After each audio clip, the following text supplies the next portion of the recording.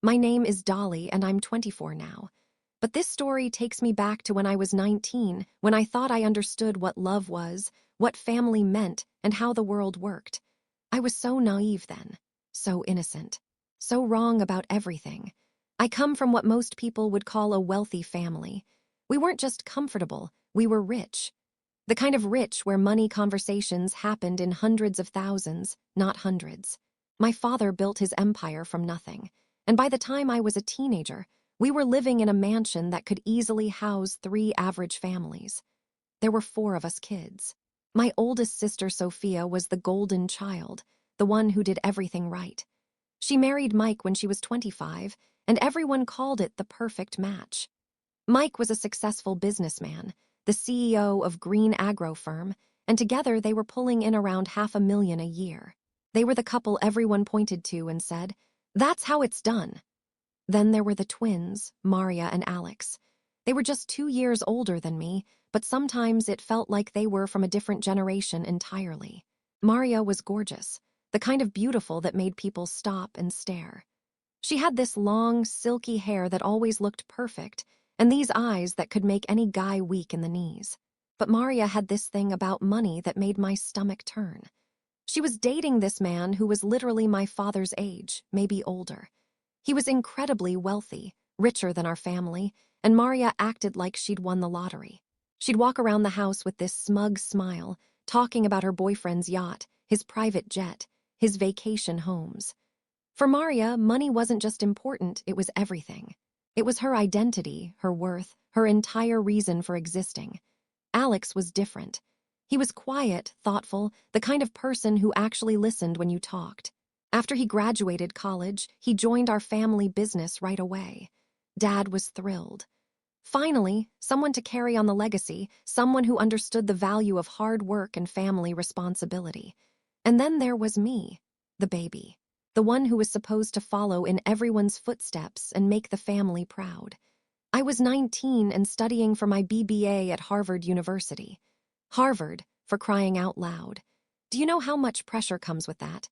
Every day I walked across that campus, I felt the weight of my family's expectations on my shoulders. But Harvard was also where I met him. Liam. I still remember the first time I saw him. I was struggling with this economics assignment, sitting in the library with my head in my hands, probably looking like I was about to cry. And this guy just walked over and asked if I needed help.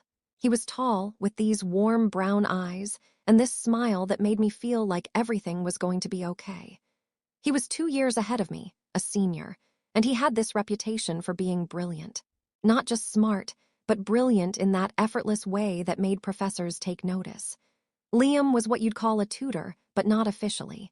He just helped junior students when they were stuck. He'd sit with you for hours if that's what it took, explaining concepts until they clicked.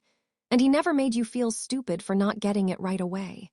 He had this laptop that he carried everywhere, always working on something.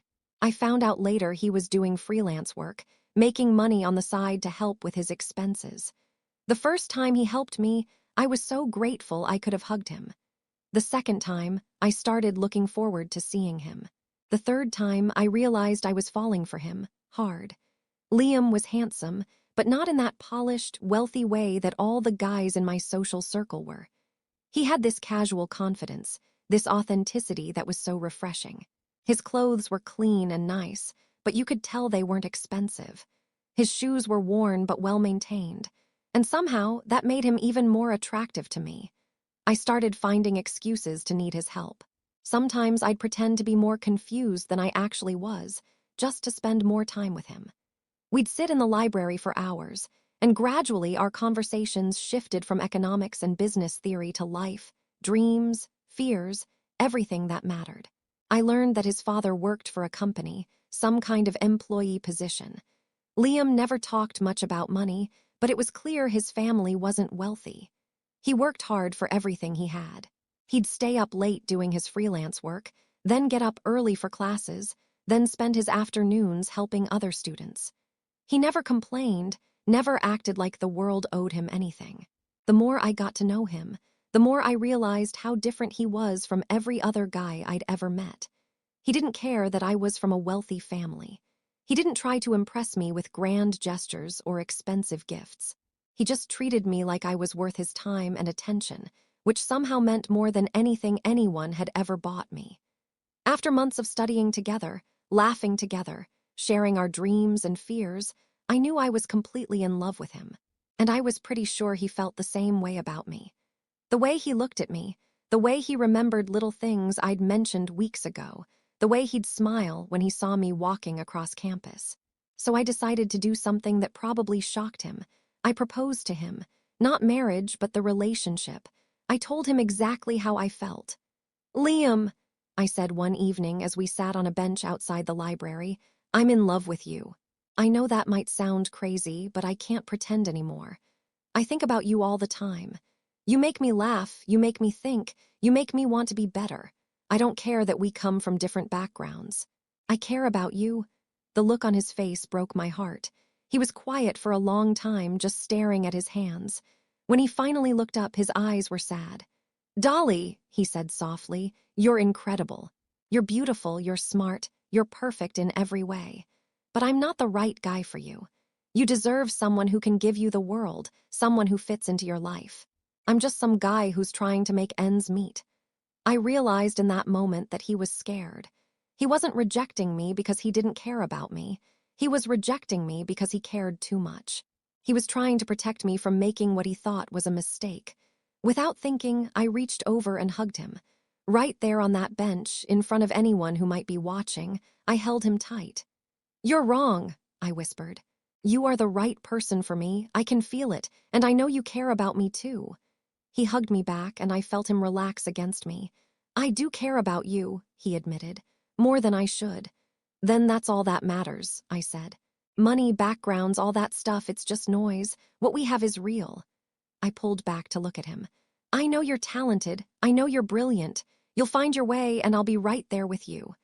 He smiled then, really smiled, and I knew I'd chosen the right person. This was someone who would love me for who I was, not what I had. Someone who would take care of me not because he had to, but because he wanted to. When I told my family about Liam, their reaction was everything I'd feared and worse. "A tutor," Maria laughed, not even trying to hide her contempt. "Dolly, what are you thinking? You could have anyone. Why would you settle for some broke college student?" Sophia was more diplomatic, but just as disapproving. "Honey, I understand college relationships feel intense, but you need to think about your future. What kind of life can he give you?" My parents were devastated. They'd worked so hard to build our family's reputation, our standing in the community. The idea of their youngest daughter dating someone they saw as beneath us was unthinkable. Only Alex supported me. "If he makes you happy, that's what matters," he said quietly when we were alone. "I can tell you really care about him." But even Alex's support couldn't shield me from the constant criticism. Every family dinner became a battleground. Every casual conversation somehow turned into a lecture about making better choices, about thinking of the family's reputation, about not throwing my life away on some fantasy. The worst part was how they talked about Liam. They'd never even met him, but they'd already decided he was some kind of gold digger, someone who was using me to get to my family's money. They couldn't understand that he'd never asked me for anything, never even wanted to know details about my family's wealth. After Liam graduated, everything changed. One evening, as we sat in our favorite coffee shop near campus, he took my hands in his. "Dolly," he said, "I love you. I want to spend my life with you. Will you marry me?" My heart stopped. I'd been dreaming of this moment for months, but now that it was here, reality crashed down on me. "Yes," I said immediately, because there was no other answer. "But can we wait 2 years? I want to finish my degree first." I could see the disappointment in his eyes, but he nodded. "Of course, I understand."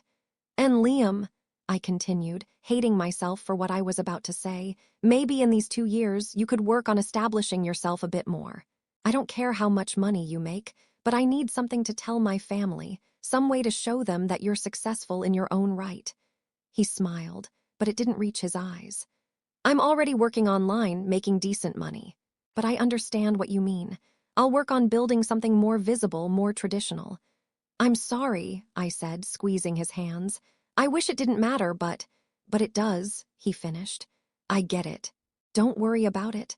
The smile he gave me was gentle and understanding, but I could tell I'd hurt him. I hated my family for putting me in this position, and I hated myself for caring what they thought. Then everything got worse. Somehow, my family found out that Liam's father worked for our company. I don't know how they discovered it, but once they did, they had ammunition. My father called me into his office one day, his face stern and unyielding. "Dolly," he said, "this relationship with this boy ends now, today." "Dad, you don't understand." "I understand perfectly," he cut me off. "His father works for us. This whole thing is inappropriate. What will people think? What will our employees think? That we're some kind of family that can't maintain professional boundaries." "Liam's father's job has nothing to do with us," I protested. "Everything has to do with us," my father said coldly. "You will break up with this boy, or I will fire his father, and I'll make sure he never works in this industry again." I stared at him, shocked by the cruelty in his voice. This was my father, the man who'd read me bedtime stories and taught me to ride a bike. Now he was threatening to destroy an innocent man's livelihood because of his own prejudices. "You can't do that," I whispered. "I can and I will. You have 1 week to end this relationship." I went home that night and cried until I had no tears left. I couldn't break up with Liam, I just couldn't. But I also couldn't let his father suffer because of me. When I told Liam what my father had threatened, he was quiet for a long time. "I'm not breaking up with you," I said firmly. "I don't care what they do." "Dolly," he said gently, "my father has worked for 20 years to build his career. I can't let him lose everything because of me." "Then what do we do?" He was quiet for another long moment. Then he looked at me with those warm brown eyes and said, "We don't do anything. If your father wants to fire my dad, that's his choice. But I'm not letting anyone threaten our relationship." "Liam, you don't understand. My father is serious. He'll really do it." "Then he'll do it," Liam said calmly. "My father is a good man, and good men find ways to survive. But I won't let anyone blackmail us into breaking up." Sure enough, the next week, my father fired Liam's father. No explanation, no severance package, nothing. Just a cold dismissal after 20 years of faithful service. I was devastated. The guilt was eating me alive. But when I saw Liam, he seemed almost peaceful about it. "I'm so sorry," I said, tears streaming down my face. "This is all my fault." "Hey," he said, pulling me into his arms. "This isn't your fault. This is your father's choice. My dad will be fine. He's got skills, he's got experience. He'll find something else." "But what if he doesn't? What if no one will hire him because my father says bad things about him?" "Then we'll figure it out," Liam said simply. "We'll take care of him. Everything's going to be okay." His calmness in the face of such injustice only made me love him more. While my family was acting like spoiled children, throwing tantrums to get their way, Liam was being the adult in the room. But the harassment from my family didn't stop. If anything, it got worse. Now that they'd shown they were willing to hurt innocent people to get their way, they felt like they had the upper hand. Maria was the worst. She'd make snide comments every time she saw me. "Still slumming it with the poor boy, I see. I hope you're enjoying your charity case." Sophia was more subtle, but just as cruel. She'd talk about her friends' relationships, always emphasizing how well-matched they were, how successful their husbands were, how happy their parents were with their choices. Even my parents got into the act. They'd invite eligible bachelors to family dinners, young men from wealthy families who were supposedly perfect for me. They'd talk about these men's accomplishments, their family backgrounds, their bright futures, all while pointedly ignoring any mention of Liam. The only person who didn't join in the campaign against my relationship was Alex. He'd give me encouraging smiles across the dinner table, and sometimes he'd change the subject when the criticism got too intense. But he never spoke up directly, and I understood why. He was building his own life, his own place in the family business. He couldn't afford to rock the boat. Then came Maria's wedding. Maria had finally decided to marry her old, rich boyfriend. The whole thing was going to be a massive affair, the kind of wedding that gets written about in society magazines. Hundreds of guests, flowers flown in from around the world, a reception that cost more than most people's houses. I knew I was expected to attend alone, to play the part of the obedient daughter who'd learned her lesson. But I couldn't do it. I couldn't sit through my sister's wedding, listening to speeches about love and commitment, while pretending that my own love didn't exist. So I invited Liam. "Are you sure about this?" he asked when I told him. "Your family isn't exactly my biggest fan." "I'm sure," I said firmly. "You're the person I love, you're my future. If they can't accept that, it's their problem." The wedding was beautiful, I'll give Maria that. She looked stunning in her designer dress, and her new husband looked distinguished in his expensive tuxedo. The venue was perfect, the music was perfect, everything was perfect. Except for the moment when I walked in with Liam. The reactions were immediate and brutal. My parents' faces went white. Maria's smile faltered for just a moment before she recovered her composure. Sophia looked like she wanted to disappear into the floor. But we were there, and there was nothing they could do about it without causing a scene at Maria's wedding. Throughout the ceremony, I felt eyes on us. Whispers followed us wherever we went. Family friends who'd known me since I was a child looked at me with confusion and disappointment. I heard my name being mentioned in hushed conversations, always followed by words like shame and rebellion and what a waste. But Liam was perfect. He was polite to everyone, gracious even when people were obviously cold to him. He complimented Maria on her dress, congratulated her new husband, and made small talk with relatives who clearly didn't want to talk to him. The breaking point came during the reception. We were sitting at our assigned table, which was notably far from the family table, when my father stood up to make his speech. "Today," he said, his voice carrying across the room, "we celebrate the union of two people who are perfectly matched. Maria has found a man who can provide for her, who understands her worth, who comes from a family that shares our values. This is what love looks like when it's combined with wisdom and good judgment." The emphasis on good judgment was clearly directed at me. I felt my face burning with embarrassment and anger, but he wasn't done. "In our family," he continued, "we believe that love is important, but it's not the only thing that matters. Compatibility, shared values, similar backgrounds, financial stability, these things matter too. When you choose a partner, you're not just choosing for yourself. You're choosing for your family, for your future children, for the life you want to build." Again, his eyes found mine across the room. The message was clear. Maria had chosen wisely, and I had not. I was about to stand up and walk out when Maria herself took the microphone. "Thank you, Daddy," she said sweetly. "I'm so grateful to have found a man who appreciates quality, who understands that some things are worth more than others, who knows the difference between real value and cheap imitations." She looked directly at me as she said that last part. The insult was so blatant, so cruel that I gasped. But she wasn't finished. "I hope everyone in our family learns from this example. Sometimes it's better to wait for the right person than to settle for someone who isn't worthy of you." That did it. I stood up so fast that my chair almost fell over. "Excuse me," I said loudly, my voice carrying across the suddenly quiet room. "But I need to say something." "Dolly, no," my mother hissed, but I was beyond caring about their embarrassment. "I've sat here and listened to insults disguised as wedding speeches," I said, looking around the room. "I've watched my own family humiliate me and the man I love, and I'm done." I turned to Maria. "You want to talk about worth? About quality? Let me tell you about quality. Quality is treating people with respect regardless of their bank account. Quality is loyalty and kindness and integrity. Quality is loving someone for who they are, not what they can buy you." The room was dead silent. Maria's face was red with anger and embarrassment. "Liam is worth 10 of your husband," I continued, my voice shaking with emotion.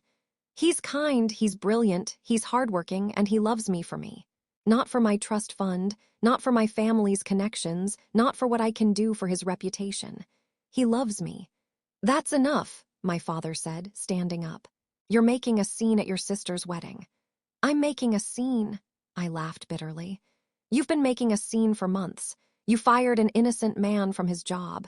You've insulted and humiliated the person I love. You've made it clear that I'm not welcome in this family unless I abandon the person who makes me happy." "We're trying to protect you," my mother said desperately. "You're young, you don't understand."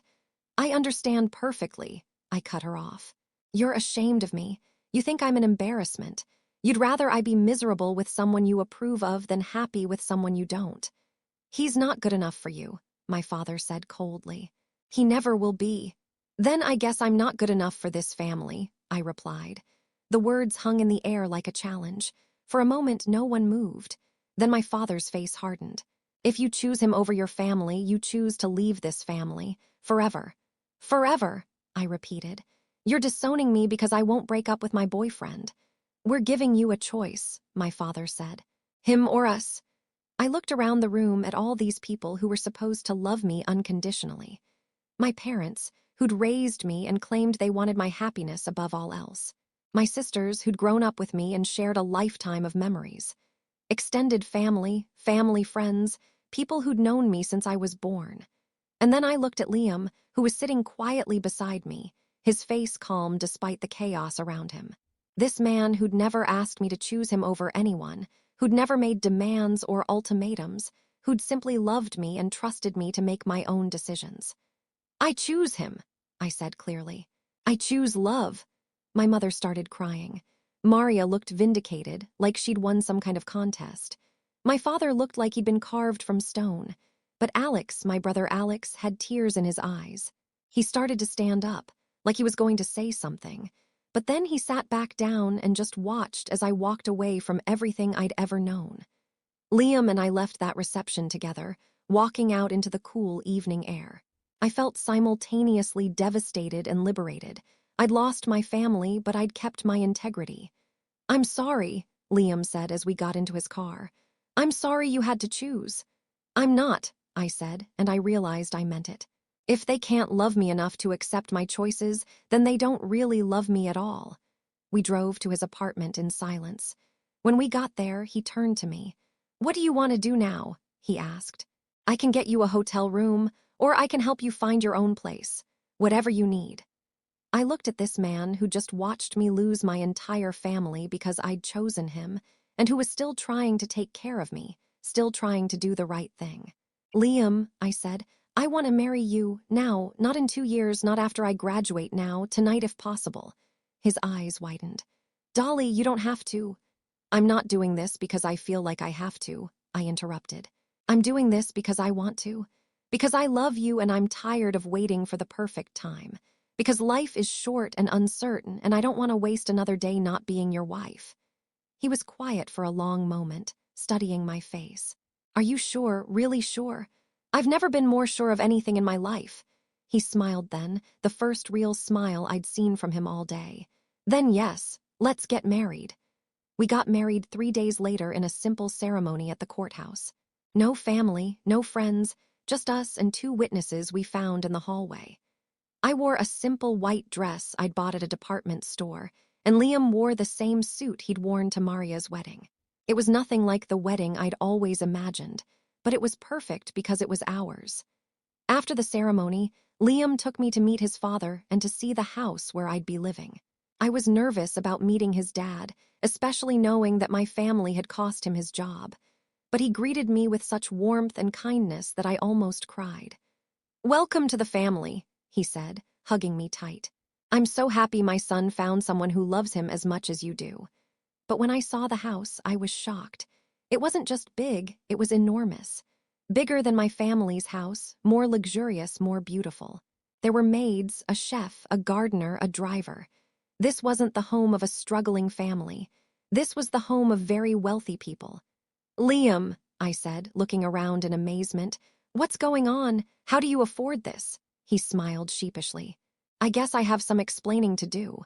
We sat down in our living room, and he told me the truth.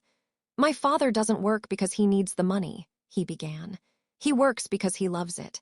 He gets bored sitting at home, so he goes to work every day because he enjoys being around people, being productive. He's been doing it for 20 years not because he needs the salary, but because it gives him purpose. I stared at him, trying to process this information. And me, he continued, I've been running 2 companies since I was 18, an IT company and a gaming company. I started them with money I made from programming when I was in high school, and they've grown beyond anything I ever imagined. How much money are we talking about? I asked, though I wasn't sure I wanted to know. I made about 20 billion last year, he said casually, like he was talking about the weather. I felt dizzy. 20 billion with a B. With a B, he confirmed. I know I should have told you earlier, but I wanted to be sure you loved me for me, not for what I could buy you. I've seen too many relationships destroyed by money. I thought about my sister Maria, about her obsession with wealth, about how she'd chosen her husband based on his bank account. I thought about my family's assumption that Liam was poor, that he was somehow beneath us. So when my family was calling you a gold digger, I said slowly, you were actually richer than all of us combined. By quite a lot, yes, he said. I hope you're not angry that I didn't tell you. I started laughing. I couldn't help it. The irony was just too much. My family had rejected the man I loved because they thought he was poor, when in reality he was wealthier than they could ever dream of being. I'm not angry, I said between giggles. I'm just, wow, my family is going to feel really stupid when they find out. Do they have to find out? Liam asked. I mean, I'm happy to keep living quietly. Money doesn't have to change anything between us. But I could see in his eyes that he was worried. Worried that now that I knew he was rich, I might see him differently. Worried that I might start treating him the way people had always treated me, focusing on his wealth instead of his character. Liam, I said, taking his hands in mine, I fell in love with you when I thought you were a broke college student. I fell in love with your kindness, your intelligence, your sense of humor, your integrity. The money doesn't change any of that. If anything, it just proves that I was right about your character. You could have used your wealth to impress me, but you didn't. You let me love you for who you are. The relief on his face was palpable. I love you too, he said. So much. I love you too, I replied. My secretly billionaire husband. The next few years passed in a blur of happiness. I finished my degree, which was easier to do when I wasn't constantly fighting with my family about my relationship. Liam's companies continued to grow, and he started getting recognition in the business world. He was featured on magazine covers, invited to speak at conferences, consulted on major tech initiatives. I started working too, not because I needed to, but because I wanted to.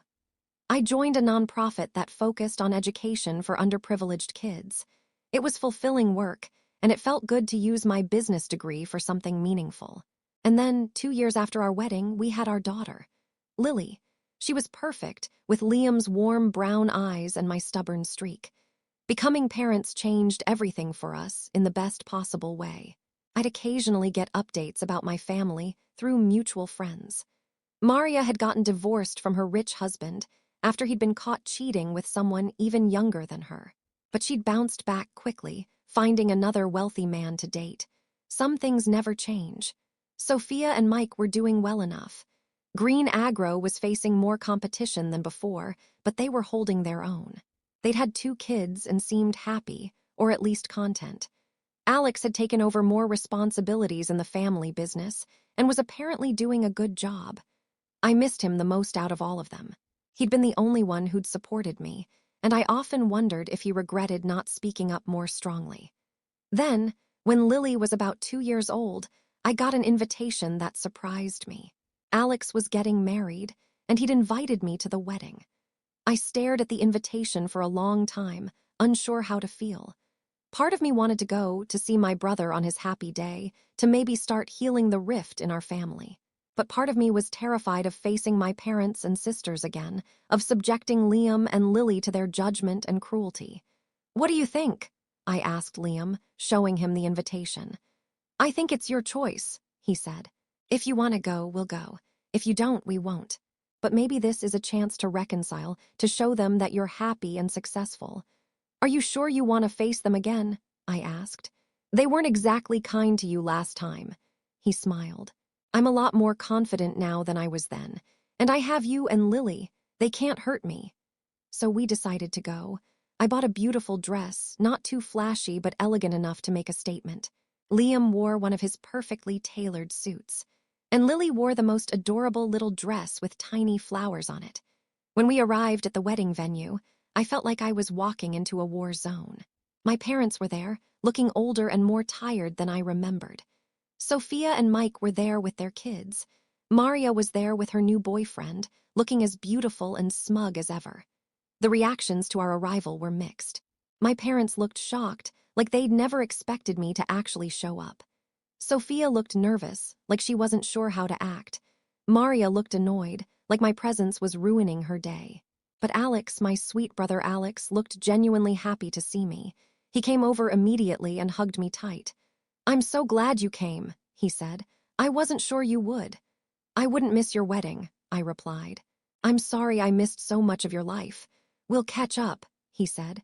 "I want to hear everything, and I want to meet my niece." He knelt down to Lily's level and introduced himself. She was shy at first, but Alex had always been good with kids, and soon she was giggling at his silly faces. "She's beautiful," he said, standing back up. "She looks just like you." "She acts like her father, though," I said, smiling at Liam. "Stubborn and brilliant." The ceremony was lovely. Alex's fiancée, whose name was Emma, seemed sweet and genuine. She was a teacher, and when I talked to her briefly, she mentioned how much she loved working with kids. I could tell she made Alex happy, and that was all that mattered to me. But the real drama came during the reception. We were sitting at our table, trying to enjoy the evening despite the occasional cold stare from my family members, when one of the waiters came over to our table. "Excuse me, sir," he said to Liam, "but are you Liam Mitchell, from Mitchell Tech?" Liam looked up in surprise. "Yes, I am." The waiter's face lit up. "Oh my God, it's such an honor to meet you. I'm actually a computer science student, and I've been following your work for years. Your companies have revolutionized gaming and IT infrastructure." "Thank you," Liam said graciously. "What's your name?" "David," the waiter replied. "David Chen. I'm hoping to work for one of your companies after I graduate." "Well, David, make sure you apply. We're always looking for talented people." "Actually," David said excitedly, "I'd love to introduce you to my girlfriend. She's here working tonight too, and she's a huge fan of your work. Would that be okay?" "Of course," Liam said. David practically ran across the room to get his girlfriend. When he came back, he was pulling along a beautiful young woman who looked very familiar. "Mr. Mitchell," David said proudly, "I'd like you to meet my girlfriend, Maria." The bottom fell out of my world. It was my sister, Maria.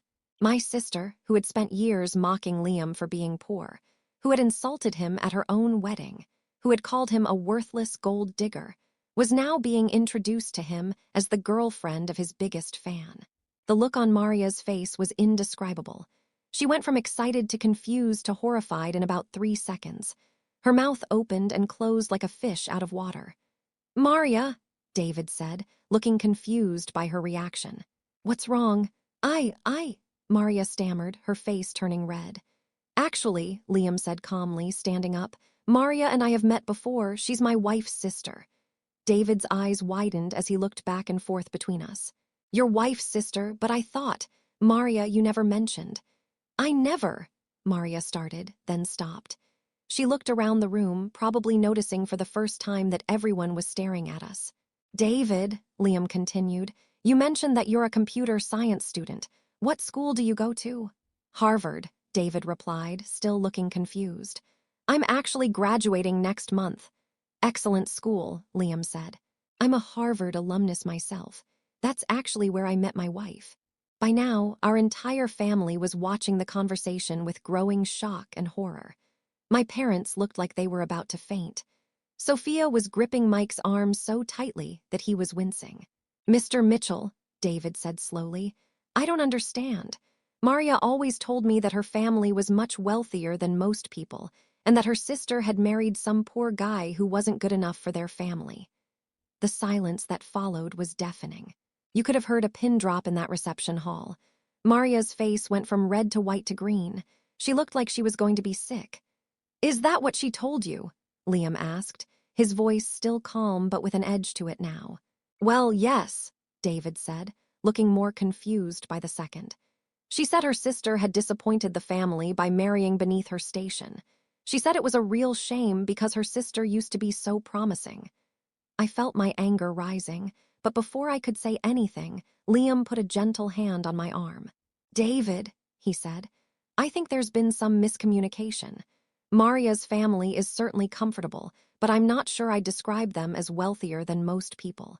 And as for marrying beneath her station, he smiled, well, I suppose that's a matter of perspective.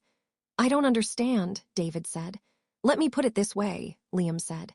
Forbes listed me as one of the top entrepreneurs under 30. Mitchell Tech has been valued at over $50 billion. I've been invited to speak at the World Economic Forum 3 times. Does that sound like someone who married beneath his station? David's mouth fell open. He turned to look at Maria, who was now visibly shaking. Maria, he said quietly, is this true? Is your brother-in-law actually Liam Mitchell, the billionaire tech entrepreneur? Maria couldn't speak. She just stood there, looking like she wanted to disappear into the floor. But my father, who had been listening to this entire exchange, suddenly stood up from his table.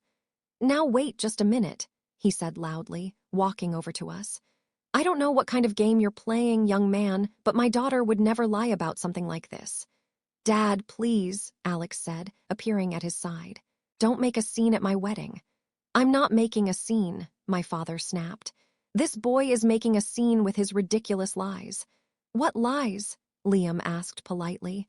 You're not a billionaire, my father said dismissively.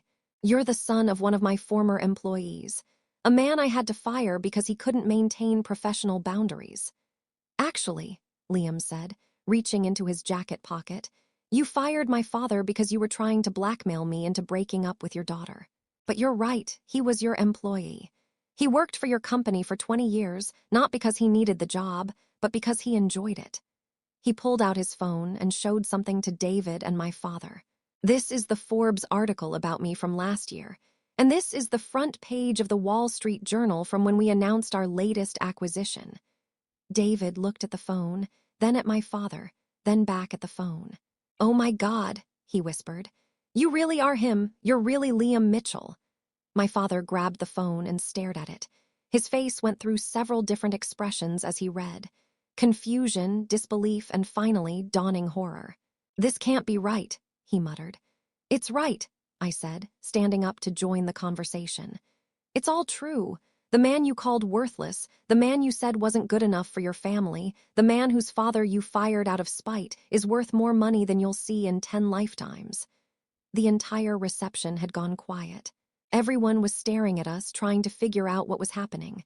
But you said, my father started, looking at Maria. I didn't know, Maria burst out. How was I supposed to know? He never said anything about money. He dressed like a regular college student. He lived in a dorm. Actually, Liam said, I lived in an apartment off campus, a penthouse apartment that I owned. But I dressed simply because I didn't want to attract attention. I wanted to be judged on my character, not my bank account. But your father, my mother said, appearing at my dad's side. Your father worked for us. My father is retired, Liam explained patiently. He worked for you because he was bored at home and wanted something to do. The salary you paid him was less than what he spends on groceries each month. Then why didn't you tell us? Sophia demanded, joining the growing crowd around our table. Why did you let us think you were poor? Because, I said before Liam could answer, you never gave him a chance to tell you anything. You took one look at him and decided he wasn't worth your time. You insulted him, humiliated him, and tried to destroy his family. Why would he want to share anything personal with people who treated him like garbage? We were protecting you, my mother said weakly. You were protecting your own prejudices, I shot back. You were so obsessed with appearances and social status that you couldn't see what was right in front of you. You threw away your relationship with your own daughter because you couldn't look past your own snobbery. Dolly, Alex said quietly, maybe we should take this conversation somewhere private. No, I said firmly. I'm tired of pretending this didn't happen. I'm tired of acting like what they did was okay. I looked around the room at all the people who were staring at us. Family friends, business associates, people who had watched my family treat me like a pariah for years. Ladies and gentlemen, I said loudly, let me tell you a story. 5 years ago, I fell in love with a wonderful man. He was kind, intelligent, hardworking, and he treated me like I was the most important person in the world. But my family decided he wasn't good enough for me. They said terrible things about him. They fired his father from his job. They gave me an ultimatum, him or them. I paused, looking directly at my parents. I chose him, and it was the best decision I ever made. Because while my family was busy judging him for what they thought he didn't have, he was building an empire. While they were worried about their precious reputation, he was becoming one of the most successful entrepreneurs in the world. "Dolly, please," my mother whispered, tears in her eyes. "I'm not finished," I said. "This man, the man you called worthless, the man you said would never amount to anything, has given me the most beautiful life I could have imagined.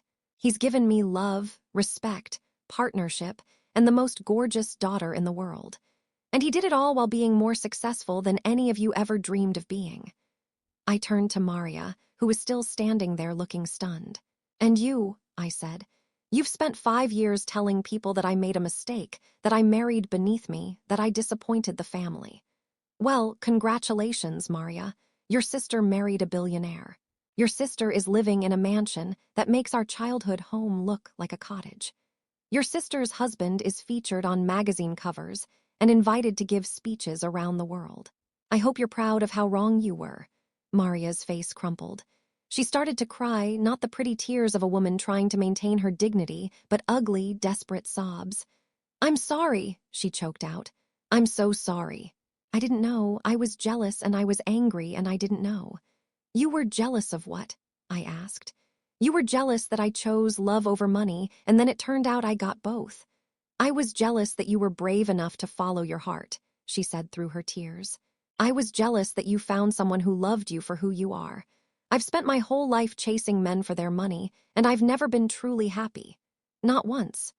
David, who had been standing there through this entire exchange, slowly reached out and took Maria's hand. "Is this true?" he asked her gently. "Have you been with me because you think I'm going to be rich someday?"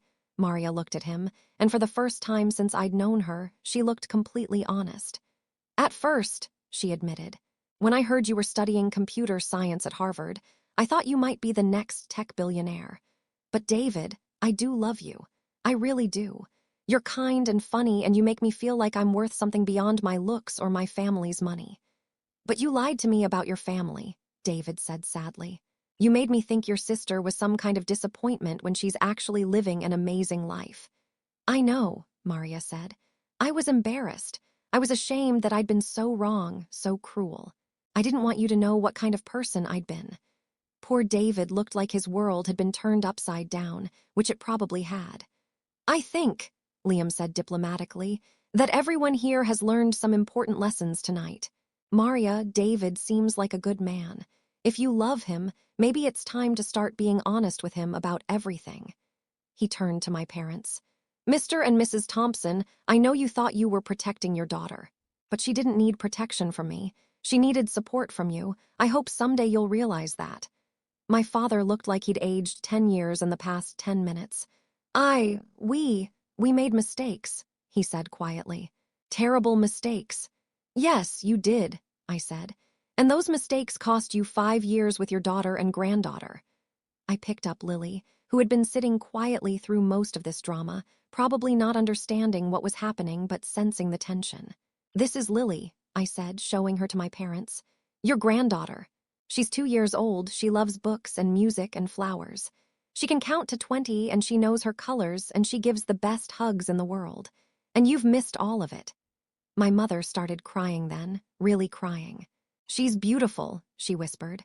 "She looks just like you did at that age." "She looks like her father too," I said pointedly. Alex, who had been watching this whole scene unfold at his own wedding reception, finally stepped forward. "Okay," he said firmly. "This is my wedding day, and while I'm glad we're all finally talking, I think we need to take a break from the heavy stuff." He looked around at all of us. "Dolly, I'm so happy you're here. I've missed you every single day for the past 5 years. And Liam, I'm sorry my family treated you so badly. You seem like an amazing guy, and I'd love to get to know you better." He turned to our parents. "Mom, Dad, you screwed up. Big time. But Dolly is here now, with her husband and daughter, and maybe this is a chance to start over." Then he looked at Maria. "And you, sister dear, need to have a long conversation with your boyfriend about honesty and trust." Finally, he looked at his new wife, Emma, who had been standing nearby looking absolutely bewildered by the family drama she'd just married into. "Emma," he said, "welcome to the Thompson family. As you can see, we're a little dysfunctional, but we love each other even when we're too stubborn to admit it." Emma smiled, and I could see why Alex had fallen for her. She had kind eyes and a warm smile that reminded me of Liam. "Well," she said, "this is certainly more exciting than my family's wedding receptions. Usually the biggest drama is whether Aunt Ruth will have too much champagne and start telling embarrassing stories."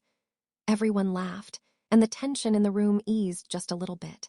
"I think," Liam said, "that we should let Alex and Emma enjoy their wedding reception. This is their day, and they deserve to celebrate." He was right, of course. We'd already caused enough drama for one evening. "But," I said, looking at my parents, "I want you to know that I'm open to having a relationship with you again. If you can accept my husband and treat him with the respect he deserves. If you can acknowledge that you were wrong and that you hurt us both deeply." "We were wrong," my father said, his voice heavy with regret. "Completely wrong, and I'm sorry for everything." "I'm sorry too," my mother added. "I've regretted losing you every day for 5 years." "Actions speak louder than words," I said, "but it's a start." The rest of the evening was awkward but not hostile. My parents kept staring at Lily like they couldn't believe she was real. Sophia and Mike made stilted conversation with Liam about business and technology. Maria and David disappeared early, probably to have a long, overdue, honest conversation. But Alex and Emma seemed genuinely happy that I was there, and that meant everything to me. As we were getting ready to leave, Alex pulled me aside. "I should have stood up for you," he said quietly. 5 years ago at Maria's wedding, I should have said something. I should have defended you." "You were in a difficult position," I said. "I understand." "No, I was a coward," he said. "I was so worried about my place in the family business, about keeping the peace, that I let them drive you away. I'm sorry." I hugged him tight. "You invited me to your wedding. You welcomed me back. That's what matters now." "I want to be part of Lily's life," he said. "I want to be the uncle I should have been all along." "I'd love that," I said honestly. As we drove home that night, Lily asleep in her car seat, I reflected on how much had changed in just a few hours. "Do you think they'll really change?" I asked Liam. "Do you think we can have a real relationship with them?" "I don't know," he said honestly. "People can change, but it takes time and effort. Your parents seem genuinely sorry, but being sorry isn't enough. They need to prove that they've learned from their mistakes." "And Maria?" "Maria's got her own journey to figure out, but I think David might be good for her. He seems like he really cares about her, and maybe he'll help her become a better person." "I still can't believe she told him I'd married beneath my station," I said, shaking my head. Liam laughed. "The irony is pretty incredible. All these years, they thought I was the one who wasn't good enough for you, when really, I'm probably the best thing that ever happened to their family's social status." "You're the best thing that ever happened to me," I said, reaching over to squeeze his hand. "Money or no money." "I love you too," he said, "and I'm proud of how you handled yourself tonight. You were strong and honest and dignified, even when they didn't deserve it." Now, looking back on everything that's happened, I realized that the story I thought I was living was completely different from the story I was actually living. I thought I was the poor little rich girl who gave up everything for love. But really, I was the lucky girl who found a man who loved her for who she was, and who happened to also be incredibly successful. My family thought they were protecting me from making a mistake, but really they were trying to prevent me from making the best decision of my life. And Maria thought she was so smart for choosing men based on their wealth, but she was actually choosing a life of emptiness and dissatisfaction. The truth is, love isn't about money or social status or family approval. It's about finding someone who sees you, really sees you, and loves what they see. It's about finding someone who makes you laugh, who supports your dreams, who stands by you when life gets difficult. I found that with Liam when I was 19 years old, and I was smart enough, or maybe just stubborn enough, to hold on to it even when everyone around me told me I was making a mistake. 5 years later, sitting in my beautiful home with my brilliant husband and our perfect daughter, I know that sometimes the best decisions are the ones that look like mistakes to everyone else. Sometimes you have to be willing to lose everything to gain everything. And sometimes, if you're very lucky, the person everyone thinks isn't good enough for you turns out to be better than anyone ever imagined possible. That's my story. That's how I learned that love really can conquer all, especially when it comes with a $20 billion bank account and a man who's worth so much more than money could ever measure.